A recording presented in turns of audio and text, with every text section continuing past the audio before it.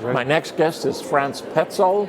He is the business development leader, king, whatever it is, of Clariant, which is a company I just found out was formed in the 1800s. Yes, 1857 indeed. That's our pedigree. So you're a relatively new company in the industry. Somewhat. Yeah, tell me how you got involved in it and just why. And Well, I've been with this company for 12 years now. I started out in R&D actually there. So, and with the, let's say, the blue hydrogen wave that's coming in, that is also subject of this conference here. I came down to Houston. I'm originally from Germany, as you can tell on my accent. Oh, I thought you were from South Georgia. South Georgia, exactly.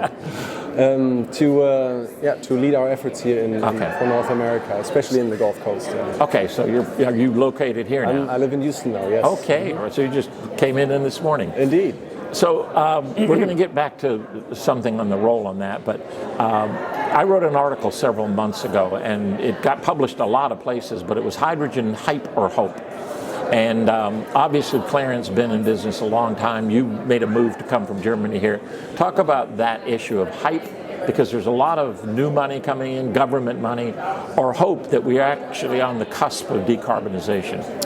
Yes, indeed. There's hype with this, certainly. Okay. But we're betting on the hope portion. And we have good data showing that this is indeed taking off, and this is a substantial move in this industry. So I would say since the 50s, every 10, 15 years, you have like grant money inserted by governments and so forth. But then it flattens out, never happens, anything with it. So, but this time it's really different. So we see an industry response to the blue hydrogen, let's say, request for sure. There could certainly be a little more help and more collaboration with government entities and so forth.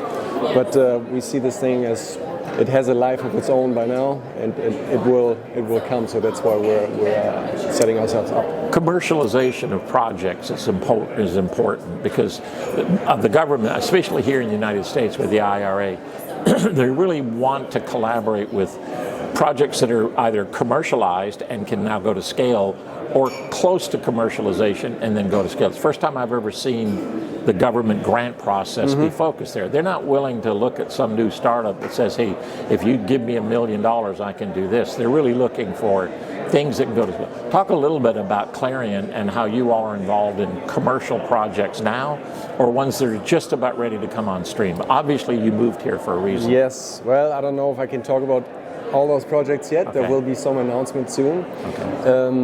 So let's say Clariant's contribution to this is obviously in a more mature industry. So you have a lot of green hydrogen companies here, presenting their spiel, which is again what we need as in the future for our species eventually. Yeah. But the bridging technology will be the blue hydrogen, the colors. So this is a syngas. Why is that? Why is the bridging technology a technology that we're hoping goes away?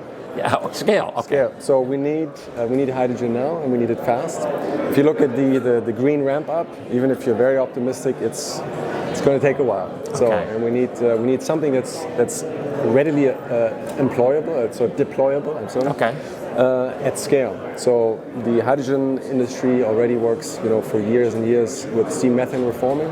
So there will be a couple of new flow sheets to the reforming process, and I will actually talk about that in my presentation later on today. However, the syngas approach to deliver reliable hydrogen/ammonia, methanol, you name it, all the blue molecules at the scale. That's what we're helping with. So you just mentioned the syngas, the ammonia. There seems to be at this conference a lot more. I'm going to use the word hype, but a lot more hype about, ammonia is the future for storage. You can take 3 hydrogen molecules, and just a lot of things about that. Talk a little bit about ammonia's role in this whole process.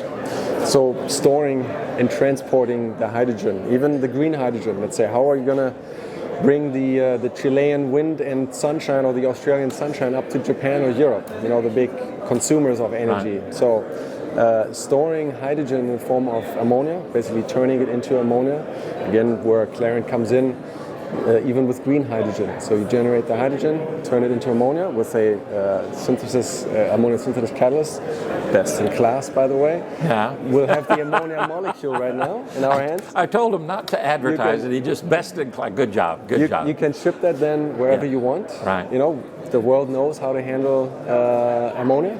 We know how to ship it, how to handle it, how to store it. Doing it a while. So there's an industry already, that knows how to handle it. So we'll just expand that basically. So you'll have lots more receiving capacity at ports up north, and from there you will then crack it back into hydrogen. So then disperse amongst the consuming areas, the industries right there. So, and the cracking also is catalytically, by the way. So this is why we're playing in this field. The infrastructure is already there, as you say. So it isn't something new, because they have been transporting hydrogen a long time. But to do everything that we want to do is going to take a lot of collaboration with ports. Mm-hmm. You're going to have more production. Yes. So talk a little bit about collaboration and how Clariant approaches it. Yeah, so we are an independent catalyst manufacturer, so we do not have our own technology, so we cannot, offer you an ammonia plant or so. Other people can do that. So we collaborate with industrial partners, the big ones, let's say KBR, Air Liquide for methanol, which is also a marine fuel interest. So we basically have technology partners that we work with, and in those consortiums, with the off-takers, the technology providers, the people that run the plants, and catalyst providers, and other people that go into the supply chain. That's what it takes to make this scale a reality. And I love that, because nobody's going to do it alone, and most of those people that you talked about are already there. They've been doing something a long time now. It's just bringing some of the smartest people together to do it. As you said, we're not there yet with all the infrastructure that's needed, but the kind is already there. Right. We don't have to invent something new. Right. We just have to expand it and modulate it a little bit. But it's a mature industry already that we just have to expand and make sure it's blue, that the carbon dioxide is indeed sequestered properly, and that's what we're working on. So if you think about, I'm going to take you down a completely different path. Okay, sure. Europe has energy insecurity as a result of Ukraine. They're now realizing it, particularly Germany in a big way. North America and maybe Middle East and Asia, they want to decarbonize because it's better for the planet. We all want to live on this earth together. But do you think that the risk part of this that Europe is facing is pushing it further and faster, that we're all going to learn from it? But do you think there's more effort to make it work? Because we need to make it work sooner in Europe. Yes. Great point. The Russo-Ukrainian war has sped things up tremendously. So the trajectory was already there, the industry response is there, but now with the European, let's say, special case, things are speeding up quite rapidly. So especially in Germany, you see the terminals, the receiving terminals for synthetic natural gas or liquefied natural gas.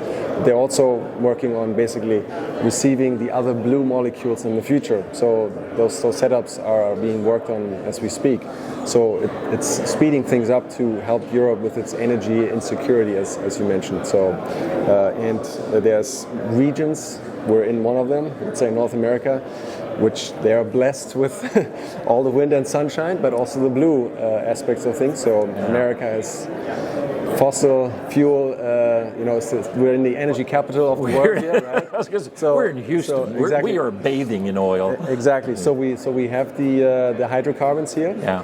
And we have the technology and the expertise concentrated here at the Gulf. So, and you can sequester here also very closely and cheaply. You have existing infrastructure already to pump the relevant molecules around in this area, which needs to be expanded, of course, but you already have a good start.